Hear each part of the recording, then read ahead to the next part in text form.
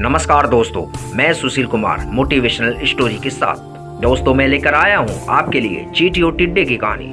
ज़्यादा टाइम न गवाते हुए आइए शुरू करते हैं। एक समय की बात है, उत्तर भारत के एक हिस्से में एक टिड्डा रहता था। उसी के पास चींटियों का एक झुंड भी रहता था। बसंत ऋतु का मौसम था। खाने के लिए टिड्डा और चींटियों के पास कोई कमी नहीं थी। फिर भी चींटियाँ सुबह जल्दी उठती और सूर्य उदय के पहले ही अनाज ढूंढने निकल जाती और दिन भर अनाज एकत्र करने के बाद वापस लौटकर अनाज को अपने बिल में जमा करती थी। जबकि टिड्डा दिन भर गाना गाते हुए घूमता फिरता था। टिड्डा चींटियों को देखता और सोचता था, मैं तो इतनी मौज मस्ती की जिंदगी जी रहा हूँ और यह चींटियां दिन रात इतनी कड़ी मेहनत करके खाना इकट्ठा करने में लगी हुई हैं। टिड्डे को अक्सर चींटियों पर हंसी आती थी। एक बार अनाज का दाना ले जाते हुए एक चींटी गिर गई। पास में ही टिड्डा बैठा हुआ था।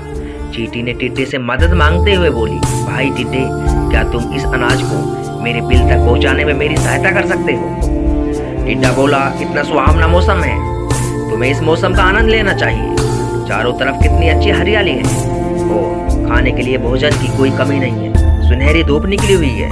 मैं तो दिन भर गाना गाता हूँ और इस सुंदर प्रकृति दृश्य का आनंद लेता रहता हूँ, जबकि तुम मूर्ख हो जो सूर्य उदय से सूर्य अस्त तक मेहनत ही करते हो और भोजन संग्रह में लगे हुए हो। चींटी बोली, टिड्डे भाई, हम यह भोजन गर्मियों के लिए इकट्ठा कर रहे हैं। गर्मी में जब चारों तरफ अनाज की कमी होती है और खाने के लिए कुछ नहीं रहता, तब यही भोजन खाकर हम जिंदा रहते हैं। तुम्हें भी गर्मियों के लिए कुछ ना कुछ भोजन संग्रह करके अवश्य रखना चाहिए।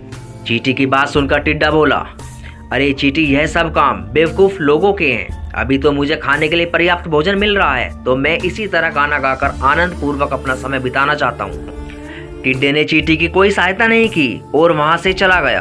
टिड्डे की इस हरकत को देखकर चींटी को बहुत दुख हुआ और चींटी किसी तरह अनाज को उठाकर अपने बिल तक ले गई। चींटी ने यह बात अपनी साथी चींटियों को भी बतलाई। धीरे धीरे समय बीतता गया और गर्मी का मौसम आ गया।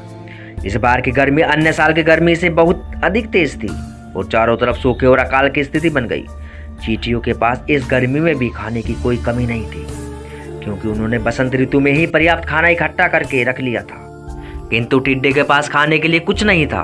उसने अपने आसपास खाना बहुत तलाश किया, किंतु कहीं भी उसे खाने के लिए कुछ नहीं मिला। टिड्डा कई दिन से भूखा था और भूख के मारे उसकी हालत खराब थी। उसे समझ नहीं आ रहा था कि अब उसे क्या करना चाहिए। तभी टिड्डे को चींटी की बात याद आई, जो बसंत ऋतु में ही भोजन इकट्ठा कर रही थी।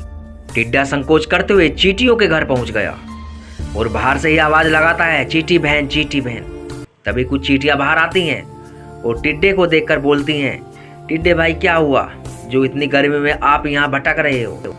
टिड्डा बोला, मैंने अपने चारों तरफ भोजन की तलाश की, किंतु मुझे कहीं भी खाने के लिए कुछ नहीं मिला और मैं कई दिनों से भूखा हूँ। कृपया मेरी कुछ मदद करिए, मुझे कुछ भोजन दे दो। उसी समय वह चींटी भी आ गई जिसकी टिड्डे ने कोई मदद नहीं की और उसका मजाक बनाया था। चींटियां टिड्डे को देखकर बोली, जब हम मेहनत करके भोजन इकट्ठा कर रहे थे, तब तुमने हमारा बहुत मजाक उड़ाया है। हमारे बार बार कहने पर भी तुमने भोजन इकट्ठा नहीं किया, उल्टे हमें ही मूर्ख और न जाने क्या क्या कहा है। ऐसे में हम तुम्हारी कोई मदद नहीं कर सकते, क्योंकि यह अनाज हमने आपातकाल में खुद को जिंदा रखने के लिए एकत्र किया है। इस प्रकार टिड्डा उदास होकर वहां से जाने लगता है।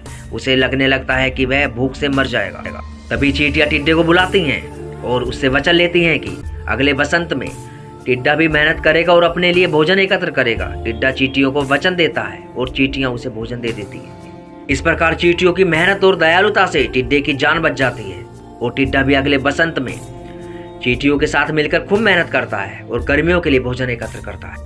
चींटी और टिड्डे की कहानी से हमें यह शिक्षा मिलती है कि हमें कभी भी कामचोर नहीं बनना चाहिए और कोई भी कार्य भविष्य को ध्यान में रखकर ही करना चाहिए।